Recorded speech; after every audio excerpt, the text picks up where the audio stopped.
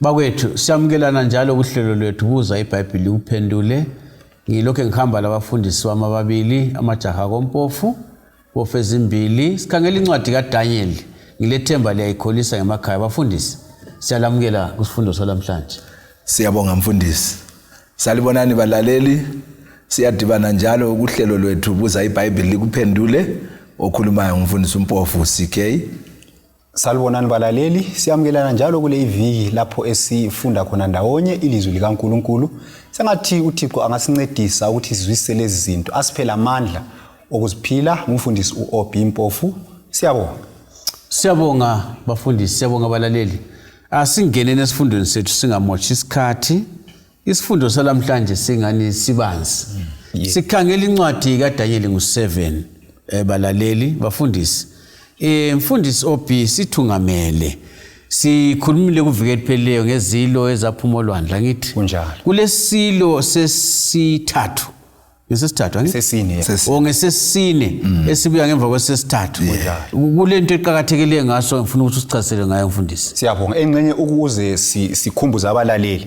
Iviki ephelileyo sithinte ngesilo esesilwane esimelele umbuso weBhabhiloni. Sabuya esilo esilibheri esimelele umbuso weMedo-Persia.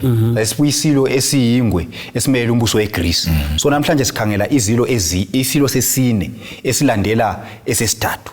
Bengithi uvele phela ansabuzanga ukuthi isitolo ukuthi ayiBheri silayo neAfrika ngazi. Hayi ise-Asia. Ise-Asia yikho lebizo lakhona sithatha ivele linjalo. Asilalo ngapha esintwini. Hayi ipita iBheri ngesibhayi. Hayi akusenani mfundisi asiqhubekele phambili. Usithi indaba. So namhlanje ke sikhangela isilo esesine. Ungafunda kuDaniel ngu7 verse ngu7. Ithi yona ngemva kwalokho ngabona embonweni yami yobusuku. Bheka isilo esine esiyesabekayo esilamandla amakhulu kakhulukazi sasilamazinyo ensimbi amakhulu sadla safohloza kwathi okuseleyo sanyathela ngezinyawo njalo sasilomahluko kulezinye izilo ezaziphambi kwaso njalo silempondo ezilithumi. So iBhayibheli lapha ikhuluma ngesilo esingekhoyo ngokwemvelo. Asonyamazana ephilayo esingayibona kwenye indawo. Kodwa njengoba sisazi ukuthi le imifanekiso efundisa amaqiniso athile ngalokho uNkulunkulu afisa sibe kwazi. So Daniel lapho ubona isilo esesabekayo la esamesabisa isilo leso ungafunda usiya phambili uthi isilo esamchayisa ngovalo wazi wafisa ukuthi abekwazi ngaso lempondo ezilithumi kakhulu ngophondo oluncane ngoba kwakungasosilo ayesazi la wayengasijwayelanga. So isilo lesi asijwayelekanga ungafunda iBhayibheli iyakuthi uthi sasilamazinyo ensimbi njalo sasisesabeka ukuthi umbuso esiuvezayo la ongumbuso wesine ngumbuso weRoma iRoman Empire ngumbuso owawusesabeka ngumbuso ungafunda ngembali yabo nxa babesilwa izimpi ukuthi wasadla safohloza kuthiwa sadla safohloza kwathi okuseleyo sanyathela ngezinyawo. Ungafunda ngabantu laba kuthiwa babesithi bangalwa lani balinqobe babethatha amadoda wonke labafana babenza izigqili then babesebethatha omngenu lamantombazana babenze omkabo. So babengajiyi lutho lapha babesilwa khona. Yikho iBhayibheli sithi babesithi bangadla bafohloze okuseleyo benze njani banyathele ngezinyawo. So yiso isilo esesine lesi iRoman Empire isilo lesi okuthiwa sasingafani sasehlukene lezinye izilo ezasandulelayo. Siyabonga mfundisi nxa ungaphinda ubuyele kancane ukukhumbuza abalaleli ukuthi angithi kule Bhabhiloni kule Bhabhiloni kuze iMedo-Persia kuze iGreece kade sokusiza iRoman Empire. Yese sikuyo kathesi ngumbuso wesine owabusa umhlaba wonke ngaleso sikhathi. Nxa singakubeka ngeminyaka yakho singathina umbuso lo wabusa kusukela ngo331 BC kusiya ku168 BC. Siyabonga mfundisi CK kule mpondo lalolu phondo olunye lolu. Ufuna ukuthini ngaso? Mina ngizakhuluma kakhulu ngiyeme kulezi impondo ezilithumi njengokuthi okavesi ngu7 lapha na kuDaniel ngu7 ukuthi sasilempondo ezilithumi. Uzananzelela ukuthi umbuso lo esikhuluma ngawo weRoman Empire ikakhulu iPagan Rome uzananzelela ukuthi sebenqobile ke banqoba indawo yonke emhlabeni banqoba izizwe zonke ezazikhona. So ababekwenza babe sithi banganqoba lapha banqobe khona isizwe abanqobe kuso bayadinga phakathi kwabo ozasala ebambe indawo engaphansi kombuso weRome. So ekucineni kwako konke umbuso lo ususiyachitheka wepagan Rome. Kawuchitheka kawuzange kubuye abantu abavela kwezinye indawo. Ekucineni imbali ithona ke babuzana laba ababefakiwe ezindaweni ukuthi babuse ngaphansi kwengxenye yeRoma. Uthi kanti obusayo ngubani? Bathi nxa bekhangela babona ukuthi yibo ababusayo bagcina bewuvukela umbuso weRoma. Base besehlukana ke kwaba lezizwe ezilithumi ezaphuma embusweni weRoma. So uzananzela ukuthi izizwe ezilithumi lezi ezaphuma embusweni weRoma yizwe ezimelwe yilezi impondo ezilithumi. Ngale kuDaniel ngchapter 2 siyabuyela futhi sesisembusweni wamazwane lawana alithumi. So sibese sinanzelela ke ukuthi umbuso lo impondo lezi zimele imbuso elithumi lamakhosi ayethu ngamela ngaleso sikhathi aphuma embusweni wepagan Rome. Sinceda abalaleli kwapho mfundisi ukuthi enxa yabanye bezokuqala khona imbuso lana enxa ungachasisa balulekise kancinyane angithi imbuso yeEurope izizwe zeEurope ezaphuma Roman Empire ikakhulu ezazikhona ezibalisa amaJerimani ezibalisa amaNgisi ezibalisa amaTaliyana Switzerland lama-Vandals ayekhona labavele Northern Africa lababekhona kwapha. Ngibona kuyakhanyiseka kancinyane omunye oqalisa ukuzwa lokho omunye uyasaba izilo lezi lempondo kodwa nxa likuchasisa kwenza kube lula kunjalo. Ake sikukhangele nini eduzane ukuthi lapha uDaniel ubona impondo leziyana ezilithumi mhlawumbe sifuna ukuthi siye phambili kancane mfundisi OP. Yebo. Impondo ezilithumi lezi azikhulunywa lapha. Siyabonga. Siye kuvesi ngu8 lapha. Ithi yona ngathi ngisabhekele izimpondo. Bheka kwaphuma uphondo oluncane phakathi kwazo. Kwathi luphuma lwasiphuna impondo ezimbili ngempande zazo. Bheka lolu phondo oluncane lwalu lamehlo anjengomehlo omuntu njalo lomlomo okhuluma izinto ezesabekayo. So iBhayibheli lapha iyasivezela ukuthi nxa uDaniel wayelokhu etshengisa into le kwangumbono uthi nxa ekhangela ubona kuphuma imbuso elithumi. Nxa lokho esakhangela imbuso elithumi kuphuma omunye umbuso omelwa luphondo oluncane. Njengoba sichasisile lapha umfundisi uMpofu ukuthi imbuso uphondo lumele imibuso. So lapha phakathi kwempondo zingaki lapha zilithumi. Right. Nxa phakathi kwezilithumi sokuphuma olunye esingathina ngolwesi11. Nxa singakubeka ngaleyo ndlela nxa uphuma lolu phondo lwesi11 lolu ekuphumeni kwalo iBhayibheli lithi uphondo lolu luyasiphuna impondo ezingaki ezintathu. Kusithi uphondo lolu luphuma kudilika eminye imbuso emingaki emithathu kusala engu7 kumbe eyisikhombisa phakathi kwaliyana emingaki elithumi. Kuyacaca. So ukuthi ngumbuso ovukayo lo uthi nxa uvuka udilize eminye imbuso emingaki emithathu ukuze ube lamandla okubusa. Khona uzakuchasisa mfundisi khona insindaba phendulile. Insindaba phendulile kade sesiya khona lapho ukuthi siveze ukuthi uphondo oluncane lolu lwaziwa ngani impawu zalo ngoba lapha kuya iBhayibheli kuyacaca ukuthi la nxa uDaniel wayekhangele kodwa kulolu phondo oluncane kule ndaba ngoba vele ungayifunda usiya phambili usukuvesi ngu15 usehla usiya ku19 uDaniel uthi ngesaba ngatshiwa luvalo ngalesi silo esesine ngafuna ukuthi ngazi ikakhulu ngophondo oluncane ngenxa yani ngoba uphondo eminye imbuso le emithathu esesiyikhangelile kuthiwa yayikwezombangazwe kuphela iyenza ngezepolitiki kuphela kodwa lolu phondo oluncane lolu kuthiwa kaluphelelanga kwezombangazwe kodwa langena lasekwezokukholo. So Daniel kwamthinta ngoba yena wayevele esekukholweni wafuna ukwazi ukuthi lolu kuphela kakukhanya kaludili ngepolitiki kuphela kodwa lukhona kwezokukholwa so wafisa ukuthi abekwazi kakhulu ngalolu phondo. Enxa yenza buya mfundisi ubuncane balo ubuncane obunjani kulezinye enxa uzakuchasisa asambe kusike Siyabonga mfundisi. So sikhona phana kuvesi ngelika 8 okumele sikubambisise kakhulu ukuthi lolu phondo lolu oluncane lolu luphuma phakathi kwempondo ezilithumi. Nxa luphuma lona kudilika impondo ezintathu. Kusitsho ukuthi ngumbuso ophuma phakathi kwembuso elithumi.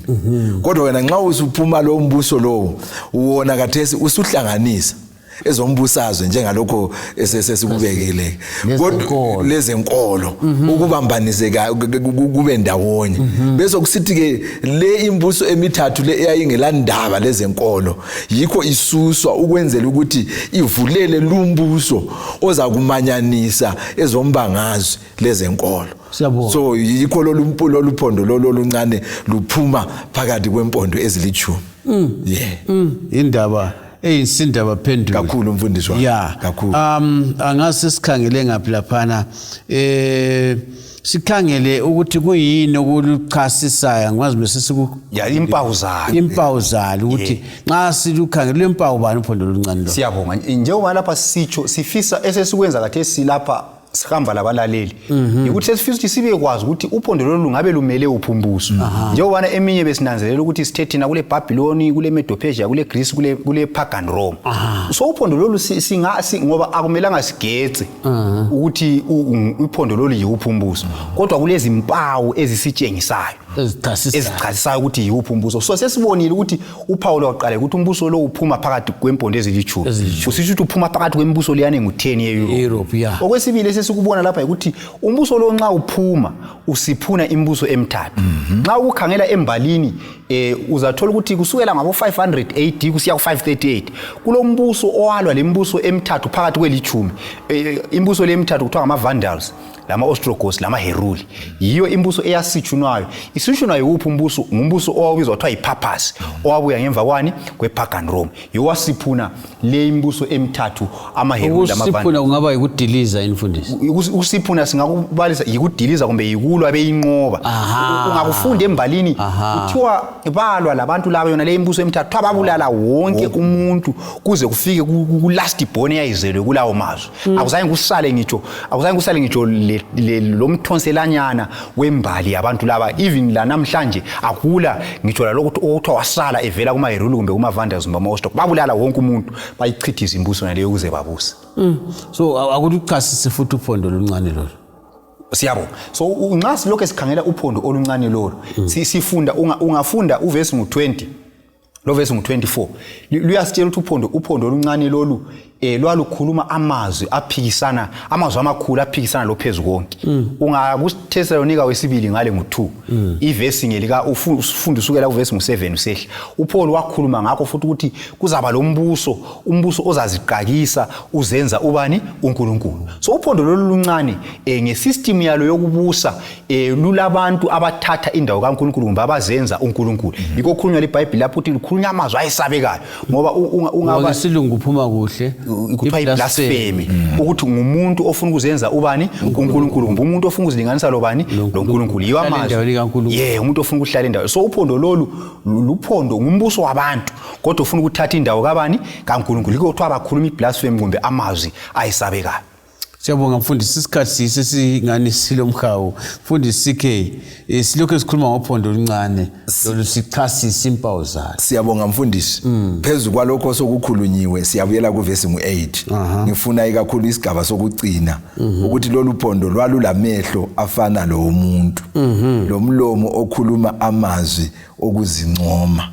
So lapha ke sesikhuluma ngombusi othungamela lo mbuso bese sinanzelela ukuthi umele vele umbusi othile owayengumuntu umbusi lo ngumthungameli ongumuntu engumuntu enjalo siyananzelela ukuthi wakhuluma amazwi okuzincoma okumele sikunanzelele lapha sinanzelela ukuqala kwesikhathi esabanzima embaleni yomhlaba okubizwa kuthiwa i-dark ages isikhathi insuku zobumnyama imbali yazivezela ukuthi isikhathi lesi saqalisa kusukela ngomnyaka 538 AD ngalo mnyaka 538 AD abantu babengavunyelwa ukuthi abantu makhazana nje bafunde iBhayibheli balandele okuseBhayibhelini kwakumele balandele okuchiwo umthungameli wezenkolo. So bonke ababemelana lakho lokho bangena ebunzimeni bokubana ke babulawa befakwa emgodini ezilwane ezilanjisiweyo yikho ke ukubulawa lokhu kwaqhubekela phambili kwathatha isikhathi eside kwaze kwafika eminyakeni ka1798 lapho lo mthungameli wezenkolo wayebambe kwezenkolo wabamba lezo mbangazwe wabanjwa khona wavalelwa entilongweni esivalele entilongweni ke wafela entilongweni ngoba yikuma kwaleso sikhathi sobunzima esokuhlukuluzwa kwabantu ehlukuluzwa ngenxa yokholo lwabo lokulandela imfundiso yeBhayibheli. Siyabonga isikhathi sesingani sesihamba kodwa ke asiqhubekeni phambili sikhangela ukuthi sike sakuthinta OP indaba yokuthi ukukhuluma amazwi ngophezulu konke usafuna ukukhuluma kunye ngakho kumbe mhlawumbe ngingangezelela laphana kumfundisi uCK ukuthi ungakhangela uvesi ngo21 lo 25 siyatshelwa khompana ukuthi walwa labangcwele bophezulu konke ukhuluma isikhathi sokuhlukuluzwa okuthiwa idark ages embalini. Ungafunda futhi lo verse 25 uyasitshela futhi ukuthi abangcwele bophezulu konke banikelwe esandleni sesilo lesi kumbe sophondo oluncane. So ngumbuso owahlukuluza abangcwele bakaNkulunkulu. Ungakhangela futhi kuverse ngo25 ingxenye emfundisi ukuthinta uCK kwaphana kodwa enxa ukuchaza ukuthi ubahlukuluza bahlukuluzelani sizathu sokhona sasiyini. Siyabonga ngaleso sikhathi kwacha imithetho yokuthi abantu bakhonze ngesonto. Kwasokuthi ongakhonzi ngesonto uyabulawa. So kwakulabantu ngaleso sikhathi ababekhonza ngesabatha eliseBhayibhelini. So abantu laba kwasokuthi walina kalisalaleli uhulumende ngoba kungavele kufike esigabeni sokuthi ibandla selisebenza lo hulumende kuthi umthetho webandla siba umthetho kahulumende. Umthetho ungavele ube umthetho kahulumende kusho usubophisa. Bona ungawuphikisa sokumele uhlukuluzwe kumbubulayo kumbubotshwe.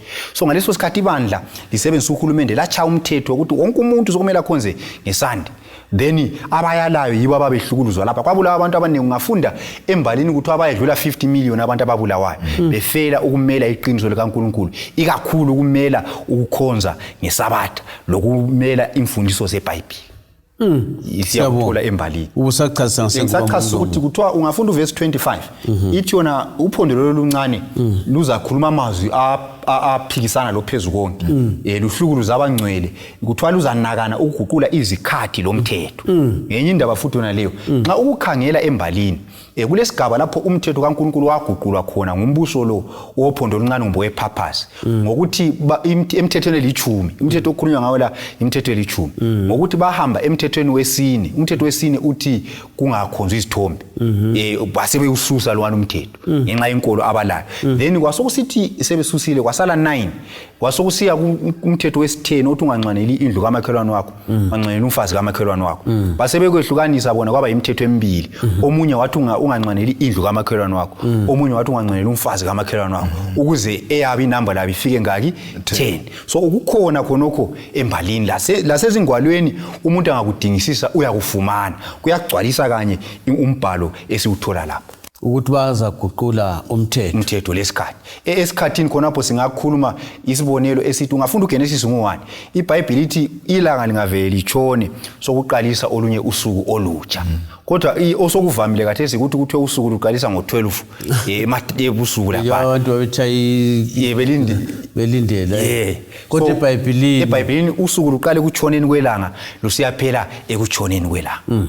Yes lokho sokufuna lilanga ukuthi sixoxe ngakho. Yes sokufuna isikhathi sokufuna lilanga CK sincedise ngokuguqula umthetho lezikhathi lokwehlukana kwezikhathi okubaliswa lapho ku verse 25 ekade khulunywa ngumfundisi OP.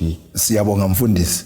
Ithi yona ke izanakana ukuguqula izikhathi zemikhosi lomlayo.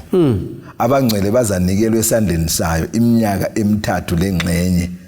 Ngifuna ukubana ke sinanzelele lokho ukubana ke izikhathi lapha ezikhulunywayo lapha lomthetho kuyahambelana ngoba umunye umthetho olesikhathi sokumele sikhonze ngawo umthetho wesine ukubana ke ukhumbula usuku lwesabatha ulugcine lungcwele ngoba uNkulunkulu wadala izulu lomhlaba ngesuku eziyisithupha waphumula ngosuku lwesikhombisa.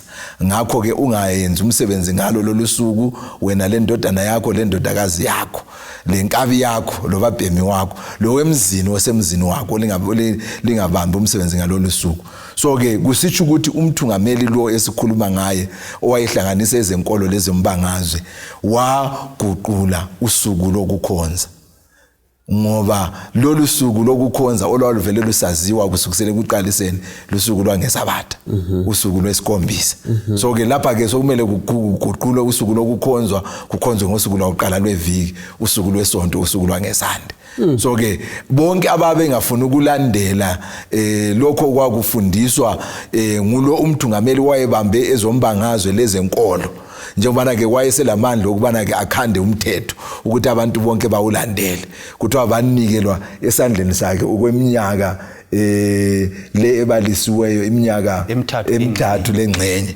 kusitsho ukuthi sike sakhuluma lapha phambilini ukuthi isikhathi lesi esokuhlukuluzwa kwabantu saqalisa ngo538 sayagcina ngo1798 1260 days ezimele 1260 years njengoba ke usuku olunodwa lumele umnyaka owodwa kusitsho ukuthi amaKristu ababelandela imfundiso kaNkuluNkulu bahlukuluzwe kweminyaka yonke yona leyana 1260 kusukela ngo538 kusiya kugcina ngo1798 kuyayiqhiba mfundisi indaba le kodwa ke kuhle ukuthi abalaleli lathi sizikhumbuze sike sakutsho imbali yaziphinda kunjalo khona lokho esikhuluma ngakho angifuni ukuncamulela inkonyane ukuthi sithe singakakukhulumi phambili kodwa ke nxa ukuthi sikugqine engqondweni zethu ukuthi imbali yaziphinda kunjalo khona lokho esikukhulumayo kambe kungenzakala yini kuzabuya kwenzakala futhi mfundisi phezulu ukuthi imbali yaziphinda abantu vele kabaguquki indlela abantu ababephila ngayo izolo imkhuba yethu njengabantu iyavuya isilandelele futhi so lokho kwenzakala kuzabuya kwenzakala futhi ngesuku zokucina so sokusinika insilelo ukuthi thina esikholwa isilandele ilizwi likaNkuluNkulu kumele sime njani sime ngaphi mfundisi ophi siyabonga ngomafitshane esingakutsho lapha ukuthi imbali lesikhuluma ngayo lapha into eyokufa lokuphila siyabona ukuthi kulabantu lapha abamela leli vangeli bathi thina nxa ukuthi kulo umuntu ofuna ukusisusa kuJesu leqiniso lakhe kangcono sifele khona so bafa belethemba ukuthi uJesu uzanjani uzabavuza so lakhathesi inselele khona ukuthi izikhathi zokuzinikela kuJesu izona lezi izinto lezi nxa sikhuluma ngazo kakumelanga sethuke kodwa kumele sibe kwazi ukuthi ziyalungiselelwa ngokuba lobudlelwano obuhle loJesu ngoba uJesu nguyosilwelayo nguyosinqobelayo futhi nguyothe sigcine imithetho yakhe kazange athi yena imithetho yakhe iyaguquka ngokuthi nxa lingithanda gcinani imilayo yami balaleli abafundisi sebeyichazile indaba kodwa ke iqiniso ukuthi ugwalo lwengikhuluma ngalo maviki wonke the great controversy lichasisa ingxabano kumbe impikiswano phakathi kukaKristu loSathane ngoba emva kwalolu phondo oluncane bafundisi ngiyakholwa ukuthi kulo Sathane kunjalo ngoba kakula umuntu ongafuna ukuguqula umthetho kaNkuluNkulu kungela Sathane emva kunjalo so igwalo lolu balaleli liyachasisa ke ukuthi yona limbala abafundisi abakhuluma ngayo iyalandiswa ngokugcwele kubana uyizwisise thumela ke isicelo sakho kunombolo zocingo 0718 196 0718 siza kunika lolu gwalo kungelambadalo mahala ukuze uzibalele ngekhaya uzwisise le incwadi kaDaniel abayinqa kuthiwa izilo izinyamazana abafundisi bahle bethi akuzwakali lokho kodwa siyabonga ukuthi lisichasisele namhlanje ubani ngasikhuluma ngezinyamazana lezi kukhulunywa ngembuso impondo zimela imbuso la kuchasisa njana kunjalo thumela ke umbiko wakho loba umbuzo wakho njobana ngitshilo kasidibane njalo kuvikelizayo endaweni efananayo ngesikhathi esifanayo siyabonga inkosi belana